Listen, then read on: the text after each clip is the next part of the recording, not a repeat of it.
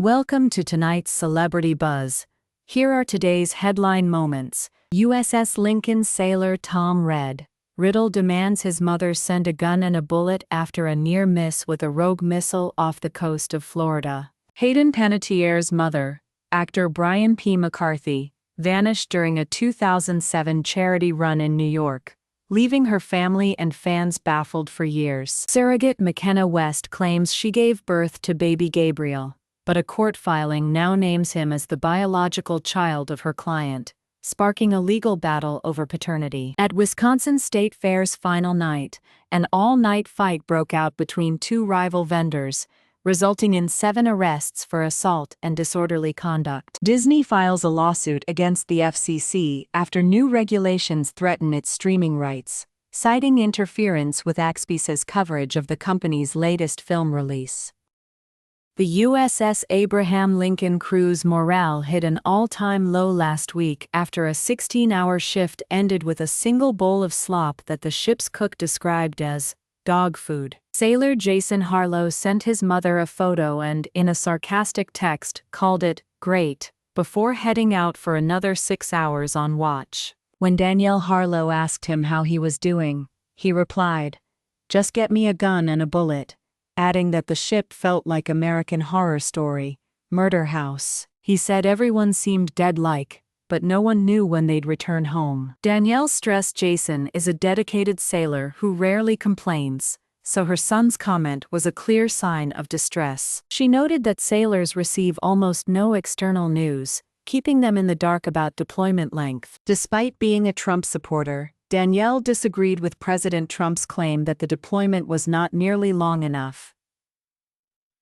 The crew's leadership has announced a transfer. The USS George Washington will replace the Lincoln for the remainder of the tour. Jason's recent texts have shifted to a more hopeful tone since learning about the replacement ship. This change in sentiment signals that morale may begin to recover as the crew prepares for the transition. Leslie Vogel finally spoke to NBC News on June 3, saying she had been silent about her daughter's death until now. She claimed that the person in her life that we have been trying to get rid of for quite some time was with her at her death, and that was Brian Hickerson.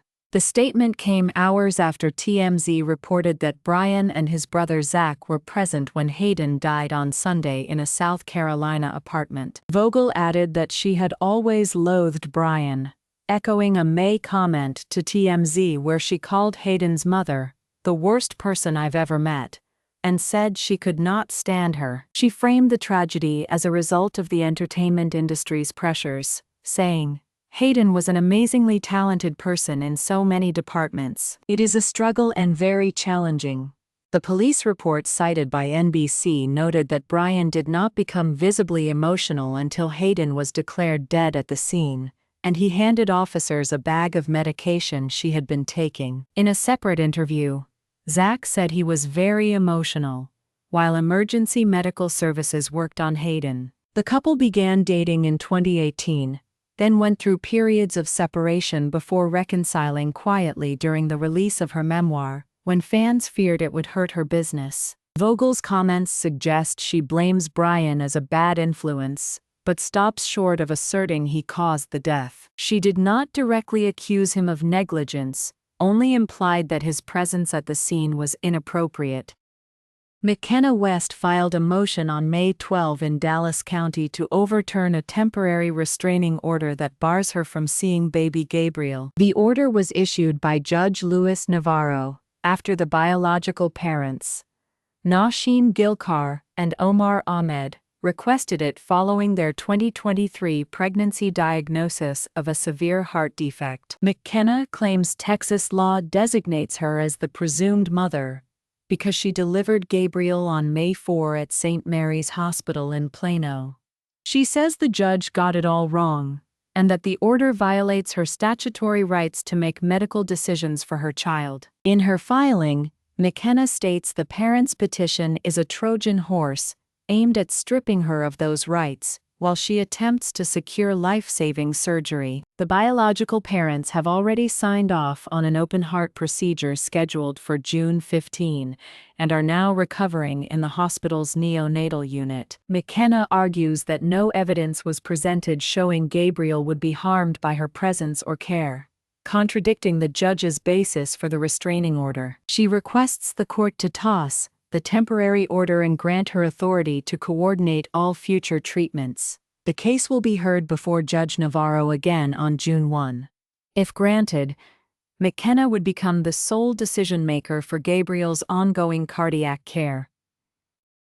7 arrests were made at the Wisconsin State Fair Park on Sunday night, after chaotic melees erupted near the main entrance. Police from the state park, Milwaukee and West Allis responded within minutes to separate combatants who tried to gain unauthorized access to the event grounds.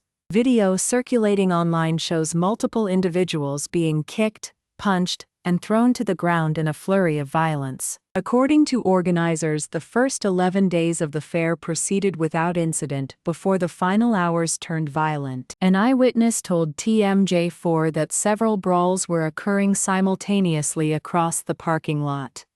Another witness reported children crying as chaos unfolded around them. The Wisconsin State Fair Park Police issued a statement saying no serious injuries were reported at the time of their arrival. Initial rumors of shots fired were quickly dismissed by law enforcement officials. Arrest records list 7 people charged with assault and disorderly conduct, each facing potential fines or jail time. The fairgrounds were cleared of all attendees before authorities could secure the area. Organizers announced a temporary suspension of events until safety protocols are reviewed. The incident has prompted the state to review security measures for future fairs. Police officials said they will cooperate fully with any investigations into the altercations.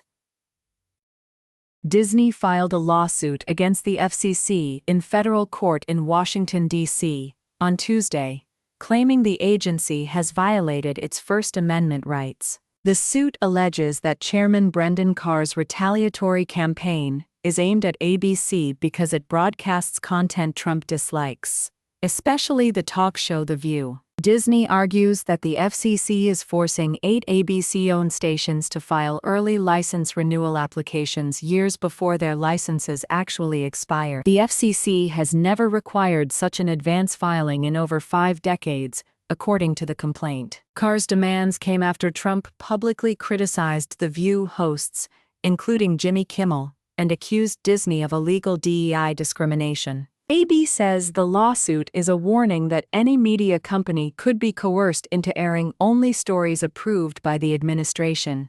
The suit requests an injunction stopping the FCC from enforcing the early renewal rule. Disney claims the action is not only unusual but also unconstitutional. If the court sides with the FCC, it could set a precedent for government interference in broadcast content nationwide. Disney's legal team insists that the First Amendment guarantees free speech for broadcasters and must protect them from political pressure. The lawsuit highlights growing tensions between media giants and the Trump administration over editorial independence. The case will be heard by Judge Aileen Cannon, who has previously ruled on FCC disputes. Disney's filing urges the court to recognize the FCC's actions as a direct threat to press freedom.